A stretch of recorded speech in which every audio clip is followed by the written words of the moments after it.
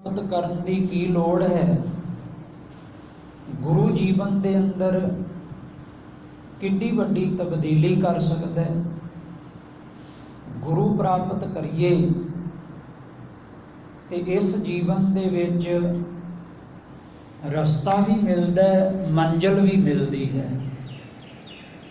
जे गुरु प्राप्त नहीं किया, ना रस्ता मिलता है ना मंजिल मिलती है। ये जीव फिर भटक सकता है। परमात्मा बारे साहिब दर्शाते ने, कहे कहे कहन कहे सब कोय, बिन मन मोए भगत ना होए। मन मरिया नहीं, भगती किवें होवे? मन मरेगा तो भगती होवेगी। कहे कहे कहन कहे सब कोई, परमात्मा बारे वखरे वखरे ढंग नाल कहिंदे ने, कहिंदे आ रहे ने, कहिंदे रहणगे, कह रहे ने, बयान कर रहे ने, कहे सब कोई। सच्चे पातशाह गुरु नानक बाबे ने भी बचन कीता, सुन वड्डा आखे सब कोई। वड्डा सुनिया सुनाया ही कह रहे ने, पर किन्ना कु वड्डा है, केवड वड्डा डीठा होए। दर्शन करन तो बिना किवें पता लगे किन्ना कु वड्डा है। कहे कहे कहन कहे सब कोई, कहते ने परमात्मा बारे। कोई नमाज अदा करदा है, कोई पूजा करदा है, कोई प्रार्थना करदा है, कोई बेनती करदा है, कोई नितनेम करदा है, कोई माला फेरदा है। सारे परमात्मा की प्राप्ति के ढंग हैं। गुरदेव पिता अज उत्तर दे रहे ने, बिन मन मोए भगत ना होए। क्योंकि मन पदार्थ वाले पासे जाता है, परमार्थ वाले पासे नहीं जाता। दो ही शब्द ने, जां साडा मन पदार्थ विच है जां परमार्थ विच है। गुरदेव कहते जदों परमार्थ विच है फिर भगती होएगी। मन मरै धात मर जाए, बिन मन मोए कैसे हर पाए। मन दे मरण तो बिना भाव के मन दा हंकार मारना, मन दी ममता मारनी है, मन दा लोभ मारना। इस मन नूं अनेकां होर प्रकार दे औगण लगे ने, जिन्हां वल्लों मन नहीं मरिया। इस करके अरदास की गई, बेनती की गई कि दातिया साडा मन तो उस पासे जाता है जिस पासे नहीं जाना चाहिए। मन लोचे बुराइयां, गुर शब्दी ये मन होड़ी है। इस मन नूं वार वार होड़ना, फिर सच नाल जोड़ो, फिर सच नाल जोड़ो, फिर नेड़े लियाओ। क्योंकि दूर जाता है, अपने आप तो दूर जाता है। एक मनुख ने सुभाव बना लिया है, मन नूं टिकण नहीं दिंदा। करदा की है, एक समय दो काम करता है। चाह भी पी रहा है, अखबार भी पढ़ रहा है। चाह भी पी रहा है, नावल भी पढ़ रहा है, किताब भी कोई पढ़ रहा है। ना चाह दा स्वाद, ना पढ़ी हुई किताब दा कोई रस, दोवें पासे लगे। इसे प्रकार भोजन भी कर रहा है, प्रशादा भी छक रहा है, नाल टीवी देख रहा है, खबरां सुन रहा है। जां भोजन भी छक रहा है, नाल गल्लां भी कर रहा है। दो काम इकट्ठे जदों करदा है, फिर ये ना तो भोजन का पूरा रस मान सकता है, ते ना खबरां विचों पूरी गल समझ सकता है। ना गल्लां पूरियां इस नूं समझ लगदियां ने, क्योंकि दोवें पासे लग जाता है। इसका सुभाव है एक समय दो काम करने। गड्डी भी ड्राइव कर रहा है, अपनी कार भी चला रहा है, फोन भी सुन रहा है, फिर ध्यान कित्थे है? जां गड्डी चलाउण विच ध्यान हो सकता है, जां ये फोन सुनने विच ध्यान ला सकता है, एक पासे ला सकता है, क्योंकि ध्यान एक है। कर्म इंद्रे भावें पंज ने, ज्ञान इंद्रे पंज ने, पर ध्यान तो एक है। जपजी साहिब च रोज़ तो गुरु नानक पातशाह समझाउंदे पए ने, पंच परवान पंच प्रधान, पंचां का गुर एक ध्यान। बंदिया ध्यान तेरे कोल एक है, ध्यान एक है, लाउंदा बड़ियां थावां ते है। गुरदेव पिता ने रहाओ वाले बंद विच भी ये किरपा कीती, गुर किरपा ते हर धन पाईऐ, आन दिन लागै सहज ध्यान। तेरा ध्यान सहज बने, जिवें सरोवर विच लहरां आ रहीआं ने, लहरां मिट रहीआं ने, वड्डियां छोटियां लहरां बनदियां ने, इदां सागर विच भी हर वक्त हो रहा है, साडे मन विच भी हर वक्त हो रहा है। साडा मन फुरनियां विच है, विचारां विच है। मनुख दो पासे लगा होया है। गुरदेव पिता कहंदे एक तां घर विच दुध रिड़क रहा है, पता है इसने मक्खण प्राप्त कर लेना, पर एक मनुख धार्मिक है, वो दुध नहीं रिड़क रहा, वो की कर रहा, वो पानी रिड़क रहा है। हुण पानी रिड़कण वाला की प्राप्त कर लेगा? पानी क्यों रिड़क रहा है? क्योंकि हिरदे दे विच कपट है, स्वार्थ छड्डना नहीं चाहुंदा, परमार्थ विच कामयाब नहीं हुंदा। परमार्थ विच भगती विच कामयाब नहीं हो रहा, स्वार्थ छड्डना नहीं चाहुंदा। हाँ, जिन्हां ने स्वार्थ छड्डिया वो परमार्थ विच कामयाब होए। मन नूं एक समय एक पासे ही ला सकते हाँ। जिवें दोवां अखां नूं, ऐसा तो नहीं एक अख होर कुछ पढ़ी जाए देखी जाए तो एक अख होर कुछ कर सके, नहीं इदा नहीं। दोवें अखां दी दृष्टि एक होवे ते संसार दिसदा है। अखां दो ने, कान दो ने, आवाज़ एक सुनते पे हाँ। इसे प्रकार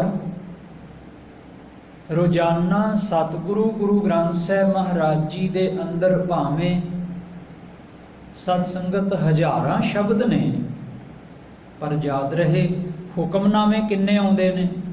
हुक्मनामा अमृत वेले गुरु ग्रंथ साहिब दा एक आउंदा है। एक शब्द बहुत ने, ज्ञान बहुत है, विचार बहुत है, उदाहरणा बहुत ने, समझाउण दे ढंग बड़े ने, पर सतगुरु हुक्मनामा एक दिंदे ने। मन साडा की है? सतगुरु कहंदे ने मन एक समय एक पासे ही लग सकता है। ते गुरु सवारियो, ये मन एक पासे क्यों नहीं लगता? क्योंकि मनुख एक पासे लाउणा नहीं चाहता। जिन्हां ने हुण तक कामयाबी प्राप्त की, सूरम गति विच पूरे होए, वो एक पासे लगे। बाबा अजीत सिंह, बाबा जुझार सिंह शस्त्र विद्या विच पूरे, वो एक पासे लगे।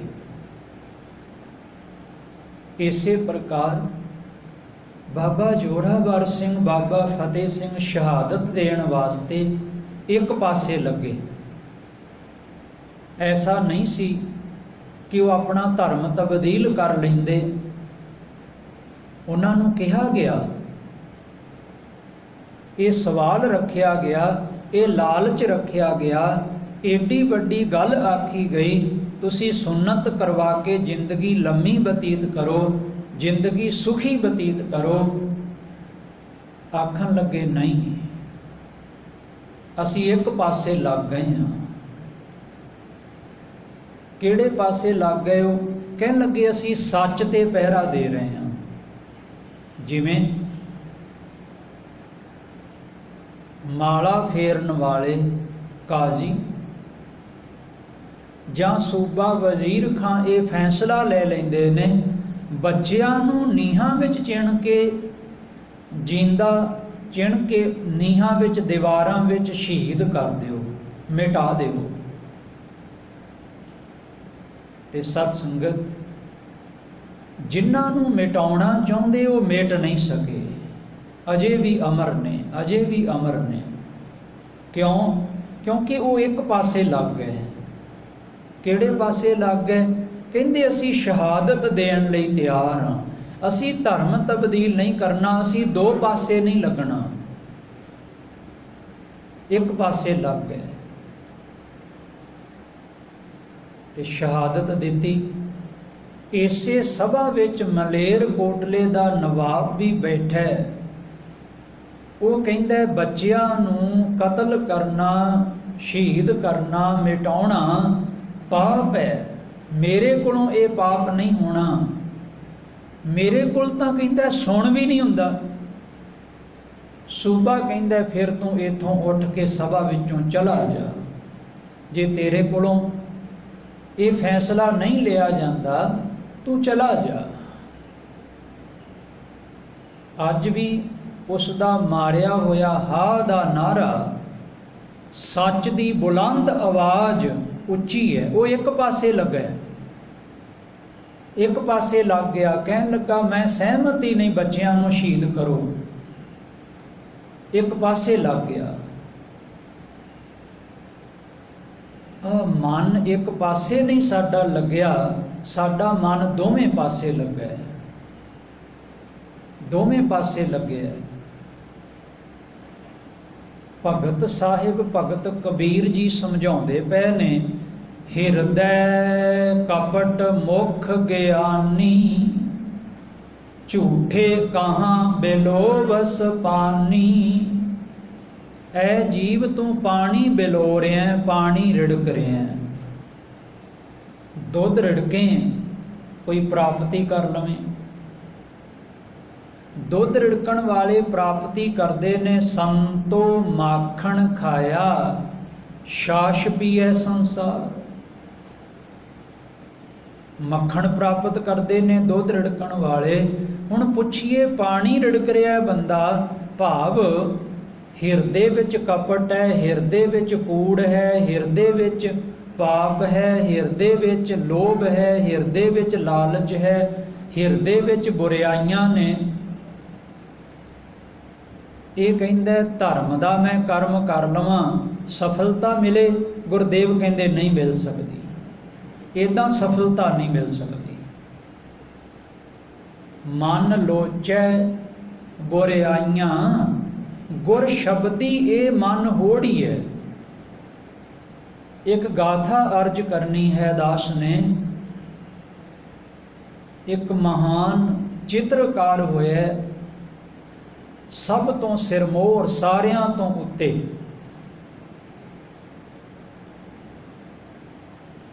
ਵੈਨ ਗੌਂਗ ਜਿਸ ਦਾ ਨਾਮ ਹੈ, ਵੈਨ ਗੌਂਗ ਜਿਸ ਦਾ ਨਾਮ ਹੈ, ਸਭ ਤੋਂ ਸਿਰਮੌਰ ਚਿੱਤਰਕਾਰ। ਉਸ ਦੀ ਚਿੱਤਰਕਲਾ ਕਿੱਥੋਂ ਆਰੰਭ ਹੋਈ ਸੀ? ਜਦੋਂ 16 ਕੁ ਸਾਲਾਂ ਦਾ ਸੀ, ਆਪਣੇ ਮਿੱਤਰ ਨੂੰ ਨਾਲ ਲੈ ਕੇ ਤੁਰਿਆ। ਚਲੀਏ, ਕਹਿੰਦਾ ਸੈਰ ਕਰਕੇ ਆਈਏ। ਸੈਰ ਕਰਨ ਤਾਂ ਰੋਜ਼ ਜਾਂਦੇ ਸਨ, ਅੱਜ ਸੈਰ ਕਰਨ ਤੁਰੇ ਨੇ। ਮਿੱਤਰ ਕਹਿਣ ਲੱਗਾ, ਵੇਖੋ ਸੂਰਜ ਕਿੰਨਾ सुंदर लग रहा है, छिप रहा है। गोल आकार इसका थाली वर्गा बन गया, जिवें गोल थाली है, कितना सुंदर लग रहा है। ये मित्र दूसरे मित्र नूं हुण कहंदा आओ आपां बैठ के देखते हैं। ये दोने बैठ गए ने, बैठे। इस प्यार वाले चित्रकार का सारा ध्यान सूरज विच चला गया, एकाग्र हो गया, मन भी एकाग्र हो गया। ये देखदा है पानी विच परछावां किवें पैंदा, सूरज का चित्र किवें बन रहा है। वो चित्र मन विच वसा लिया। दरख्तां दे पिछे सूरज आया, फिर किवें लगदा है, दरख्तां दे अगे किरणां किवें निकल रहीआं ने, उन्हां किरणां दा रंग किन्ना है, किहो जिहा रंग है। सूरज बिल्कुल छिप जाएगा, फिर उसकी लाली का भाव किहो जिहा होवेगा, वो किहो जी लाली होवेगी जदों बिल्कुल ही छुप जाएगा। हनेरा पसरन तो पहला किहो जिहा होवेगा। हुण सूरज की टिक्की दिसदी पई है, गोल आकार थाली वर्गा, हुण किहो जिहा। इसदे मित्र ने आवाज़ दिती, जो नाल मित्र आया सी आवाज़ दिती, कहन लगे मैं तैनूं बुला रहा, तू बोल नहीं रहा। इसने हाथ का इशारा कर दिता, चुप करन लई कहा। मित्र चुप कर गया। फिर ये सूरज वाली देखता रहा, टिक टिकी ला के लगातार इन्हां नेत्रां दी दृष्टि, अपना पूरा ज्ञान, पूरा ध्यान, पूरी एकाग्रता एक पासे कर लई। ये सूरज नूं देखता रहा, सूरज का चित्र देखता रहा। मित्र ने की कीता, सोहणे खिड़े फुल्लां विचों एक फुल तोड़िया, तोड़ के फुल इहदे नासका दे नाल ला दिता, नक दे नेड़े ला दिता। इहनूं कोई पता नहीं लग्या।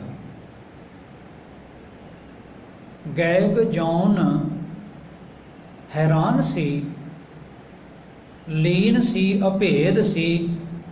उसनूं नहीं पता मेरे नक नूं किसी ने सुगंधी वाला फुल भी लाया।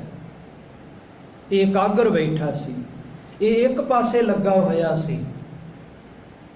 मित्र ने हुण उच्ची आवाज़ दिती,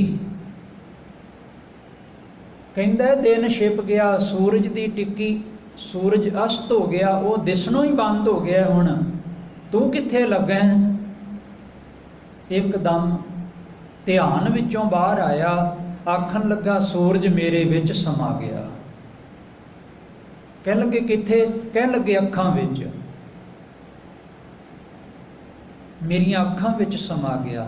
इस चित्रकार ने फिर जिहड़ी चित्रकला बनाई, उसनूं सारे चित्रां विचों पहला नंबर मिलिया ते करोड़ां रुपइयां दा इनाम मिलिया। क्यों? क्योंकि एक पासे लग गया, एक पासे लग गया। असी तां दो पासे लगे हाँ, दुचित्तेपन विच लगे हाँ। मित्र ने पुछया सी, मैं तेरे नक नूं सुगंधी वाला फुल लाया, पता नहीं लग्या? कह लगा मैनू नहीं पता लग्या। कह लगे कमाल है, इन्ना तू खुब जाना, इन्ना तू लीन हो जाना। कह लगा बस इहो तां मैं मंगदा सी। परमात्मा ने, परमेश्वर ने, ईश्वर ने वो मैनू एकाग्रता दे दिती है। जिवें सतगुरु सानू एकाग्रता देण वास्ते तां कह रहे ने, पंच परवान पंच प्रधान पंचां का गुर एक ध्यान। पंजां दा ध्यान एक है। ज्ञान इंद्रे कर्म इंद्रे भावें पंज ने, पर जिस दिन इसका ध्यान एकाग्र हो जाएगा, उस दिन फिर इसका ध्यान कोई तोड़ नहीं सकेगा। प्रहलाद दा, ध्रुव दा ध्यान हुण तोड़ नहीं कोई सकता, क्योंकि प्यार वाले, सत्कार वाले ध्रुव नूं ध्यान की एकाग्रता मां ने बख्शी सी। उसने कहा सी, पुत्र परमेश्वर आराधी है, जिदों होइए पतत पुनीता। चलिया बाहरन करन तप, नाम निधान अम्यो रस पीता। मां ने क्या पुत्रा, जे बंदगी करिए ना ते आत्मक रस ते आत्मक खेड़ा मिल जाता है, लीन हो जाइदा। वो इथों राज भाग विचों वो आत्मक रस नहीं मिलना, वो तो जप तप विचों ही मिलेगा। इसे प्रकार श्री प्रहलाद बच्चियां नूं भी कहते ने आओ राम राम जपदे आ। प्रहलाद प्रहलाद जपण की कोई लोड़ नहीं, ये तो व्यक्तिगत नाम है। आओ समूहक नाम, रमे हुए राम का नाम जपदे आ। प्रहलाद आप विगड़िया, सब चाटड़े विगाड़े। बच्चे भी उन्हां दे नाल ही लग गए, वो भी लीन हो गए। एक भगत की एकाग्रता बने ते सतसंगत, फिर जीवन ये बन जाता है शब्द अखुट बाबा नानका, खाहे खर्च धन माल। एक एकाग्र होवे भगत ते अनंत जीवां दा उधार कर दिंदा है। उसकी बरकत हजारां जीव खांदे ने। क्यों? क्योंकि उसकी एकाग्रता ने एडे वड्डे खजाने बख्श दिते। अज दे शब्द अंदर बचन ने, कह कह कहण कहे सब कोए, बिन मन मोए भगत ना होए। मन नूं मारना की है? मन नूं एकाग्र करना। मन इधर उधर दौड़दा है। ज्ञान मति कमल प्रगाश, जदों ज्ञान हो गया फिर हिरदे का कमल खिड़ गया। तित घट नामै नाम निवास, घट हिरदा उस हिरदे विचों नाम प्रगट हो जाने, जाहिर हो जाने। वो आप भी जपेगा, फिर होरनां नूं भी जपाएगा। आप भी वो आत्मक खेड़ा ते आत्मक आनंद माणेगा। फिर भावें तत्ती तवी ते बिठा दे, डोलेगा नहीं। फिर उसनूं अडोल अवस्था मिल गई, क्योंकि मन एकाग्र हो गया। साडा मन कित्थे है?